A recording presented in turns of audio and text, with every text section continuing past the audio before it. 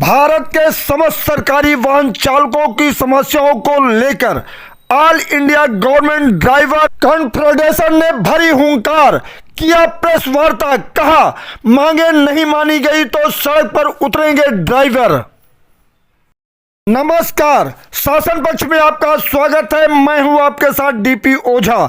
मैं इस समय मौजूद हूं दिल्ली के शिक्षा निदेशालय के सभागार में, जहां राष्ट्रीय अध्यक्ष संदीप कुमार मौर्य के नेतृत्व में एक प्रेस वार्ता की गई, जिसमें भारत के समस्त सरकारी वाहन चालकों को पुरानी पेंशन देने, काटी गई धनराशि वापस करने तथा 200 गज जगह देने की मांग की गई। प्रेस वार्ता को संबोधित करते हुए वक्ताओं ने कहा कि अगर केंद्र सरकार मांगे नहीं मानी तो all India government driver confederation सड़क पर उतरने को हो जाएगी मजबूर। कार्यक्रम में राष्ट्रीय अध्यक्ष संदीप कुमार मौर्य, राष्ट्रीय महामंत्री विजय राम, राष्ट्रीय उपाध्यक्ष ब्रह्म सिंह शास्त्री, सुरेंद्र कुमार, बालेश्वर जी, चंद्र प्रकाश शर्मा, नवीन कुमार, संदीप कुमार, दिनेश प्रधान, वरुण सैनी, हरविंदर सिंह, नागेश्वर राव, मंजीत सिंह, डॉक्टर गौतम के अतिरिक्त भारी संख्या में पदाधिकारी एवं कार्यकर्ता मौजूद रहे। सर, अगर हम बात करें, आज आपने मीटिंग किया है, इसका मुख्य उद्देश्य क्या था? All India government driver confederation Bharat के समस्त वाहन चालकों के हितार्थ कार्य करती है। ये 1986 से संपूर्ण भारत के राज्य से मान्यता प्राप्त परिसंघों को एकजुट करने के लिए संगठन बनाया गया है और इसमें हमारे सभी वरिष्ठ साथियों ने अपना एक ध्येय बनाया है कि जो हमारे विभिन्न राज्य हैं उनके वाहन चालकों को जो उनके लाभ समय पर नहीं मिलते हैं, उन समस्याओं को हम इस मंच के माध्यम से उठाते हैं। 2020 में हम लोगों ने इसका बड़ा स्वरूप देते हुए all India government driver confederation नाम से इसको चलाने का प्रयास किया और बहुत अच्छी संख्या में हमारे सदस्य इसमें जुड़े हैं और हमने अपनी मूलभूत समस्याओं को इसमें उठाया है। इसमें कोई राजनीति वाला परिदृश्य नहीं है। हमें इसमें आप मांगी है कि, लेकिन इसमें क्या क्या मुख्य मुद्दा है? भारत सरकार से हम चाहते हैं कि जितने भी राज्य से मान्यता प्राप्त परिसंघ है, इनके समूह को आप भारत सरकार कार्मिक मंत्रालय से हमें मान्यता दें, जिससे कि हम अपने वाहन चालकों की समस्याएं भारत सरकार से उठाएं। और दूसरा मुद्दा हमारा जो है, आज इतना महंगाई का दौर है, हमारे जो वेतनमान है इसको अपग्रेड किया जाए। आज अधिकारियों के वेतनमान 2-2 लाख पहुंच गए हैं, लेकिन वाहन चालकों का वेतनमान 50-60 हज़ार से ऊपर नहीं पहुंचा है।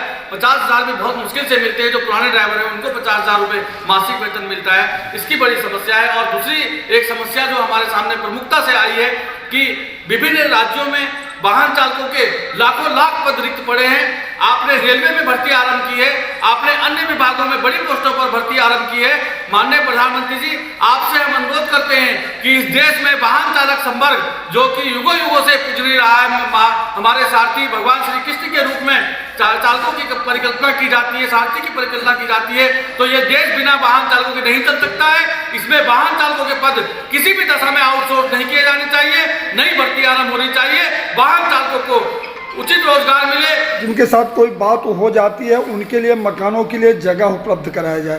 भारत की जो संरचना है वह बहुत बड़ी संरचना है। ये विश्व में दूसरा या तीसरा राज्य होगा जिसमें इतनी बड़ी भूमि उपलब्ध है। और क्या वाहन चालकों के लिए जो रात दिन सरकार चलाती है और सरकार पूरा दोहन कर रही है, तो क्या अपने कर्मचारियों के लिए वो ऐसी व्यवस्था नहीं कर सकती है कि जो हम तो अपना अंश देना चाहते हैं, हमारा ही पैसा काटा जाए और हमें भूमि दी जाए, सरकारी रेट पर हमको दी जाए। क्योंकि आज कोलोनाइजर इतने हैं कि वो इतनी रेट उन्होंने हाई कर दिए हैं कि जो मार्केट रेट होता है वह सरकार की जो अपनी तय राशि है उससे बहुत कई गुना अधिक होती है। तो हमने बहुत छोटी सी मांग की है, हमसे अंशदान लिया जाए, लेकिन हमको सरकारी रेट पर ही जमीन दिलाई जाए। आपकी संस्था कौन से वाहन चालकों के लिए जो काम करती है? ट्रक चालक हैं, बस चालक हैं, ट्रेन चालक हैं, हर प्रकार के वाहन चालकों के लिए कार्य करती है।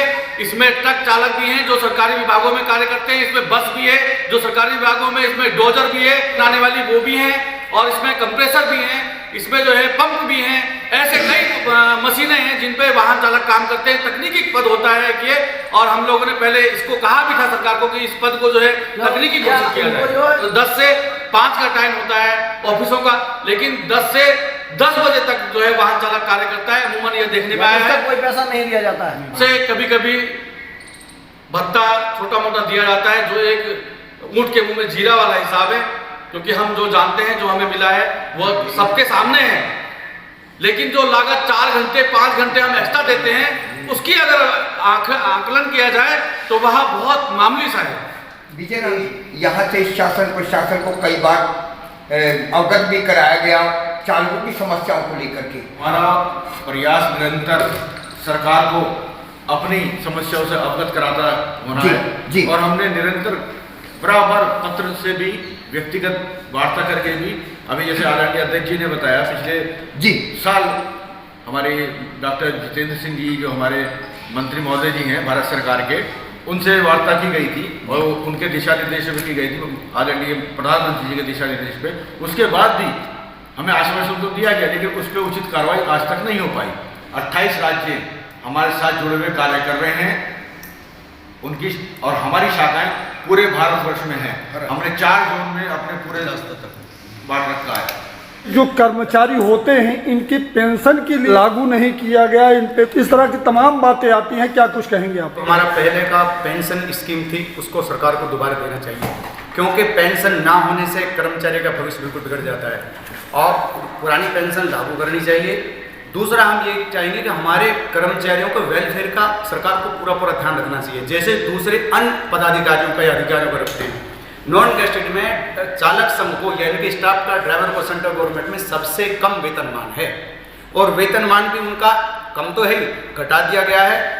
फिर 5वें पे कमीशन में जो हमारा वेतनमान था वो आज के असिस्टेंट सेक्शन ऑफिसर के बराबर था, उसको 5000 से 8000 गिनते थे, लेकिन वो 7th पे कमीशन में घटा दिया गया, उनसे एक स्टेप नीचे आ गया। ये बहुत बड़ा हमारे साथ अत्याचार है। दूसरा ये है कि जब भी मेरे दूसरे साथियों ने बताया कि चालक सुबह सबसे पहले निकलता है, अपने घर जाएगा, गाड़ी को उठाएगा, फिर साहब के घर जाएगा, साहब के घर से फिर वापस आएगा। जब तक साहब रात को पूरा डिनर या दूसरी मीटिंगें पूरी करके घर नहीं पहुंच जाते, तब तक चालक की छुट्टी नहीं होती। इतना लंबा समय सेंट्रल गवर्नमेंट में हम 16 घंटा एक दिन में काम करते हैं, सुबह 7 बजे से लेकर रात के 1 बजे तक काम करते हैं। जब बड़ी बड़ी कॉन्फ्रेंस होती है उसमें प्रधानमंत्री मानने बैठे होते हैं, मंत्रियों की होती है, लोकसभा चला होता है, लोकसभा पूरी राज्यसभा पूरी रात चलते हैं, हम पूरी रात बैठे रहते हैं, उसका हमें कोई भत्ता नहीं मिलता। जो ओवर टाइम मिलता है वो 16 रुपए 50 पैसे घंटा 91 यानी कि 33 वर्ष पहले दिया गया था।